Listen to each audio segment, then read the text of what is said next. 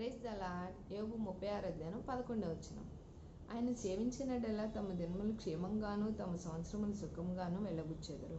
అంటే మనం యేసుక్రీస్తు వారిని సేవించడం అంటే ప్రార్థించడం, స్తుతించడం, ఆరాధించడం కనుక చేసి ఉండినట్లయితేనండి, ప్రతి నిత్యము చేస్తున్నాం అనుకోండి, మన దినములు క్షేమంగానే కాకుండా మన సంవత్సరములు సుఖంగాను వెళ్ళబుచ్చుతామంటండి. సుఖంగా అంటే మనం చేసే ప్రతి ప్రయత్నాలు కూడా దేవుడు ఆశీర్వదిస్తాడు. ఎక్కడా కూడా మనకి ఎటువంటి లేమనేది ఉండదండి. అప్పుడు సుఖంగా వెళ్ళబుచ్చుతాం. అది ఆరోగ్యపరంగాన, ఆర్థిక పరంగా కూడా మనం సుఖంగా వెళ్ళబుచ్చుతామని సెలవిస్తున్నాడండి.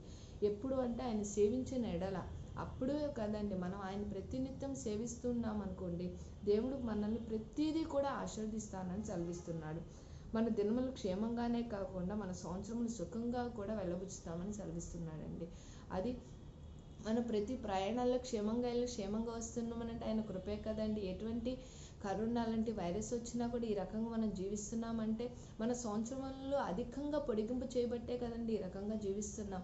ప్రతి ఒక్కరము కూడా ఆయన సేవించినట్లయితే సుఖంగాను క్షేమంగాను, మరి ముఖ్యంగా సంవత్సరంలో అధికంగా కూడా పొడిగింపు చేస్తాను అంటున్నాడండి. ఏ విషయంలో కూడా మనం చింతించాల్సిన అవసరం లేదు.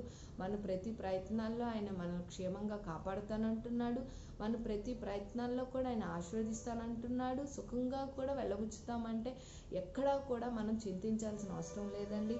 ఆర్థిక పరంగాను, ఆరోగ్యపరంగాను ప్రతి విషయంలో కూడా దేవుడు మనల్ని మరింతగా కూడా అన్ని విషయాల్లో కూడా సుఖంగా వెళ్ళబుచ్చేవారముగా మనల్ని ఆశీర్వదిస్తున్నాడు. ఈ వాక్యం ప్రకారం ప్రతి ఒక్కరము కూడా ఆయన సేవించినట్లయితే మన దినములు క్షేమంగాను, మరింతగా మన సంవత్సరములు సుఖంగాను వెళ్ళబుచ్చేవారముగా, ఆయన దీవెన ఆశీర్వాదం సంపూర్ణంగా పొందుకునే వారముగా ఉందుముగాక.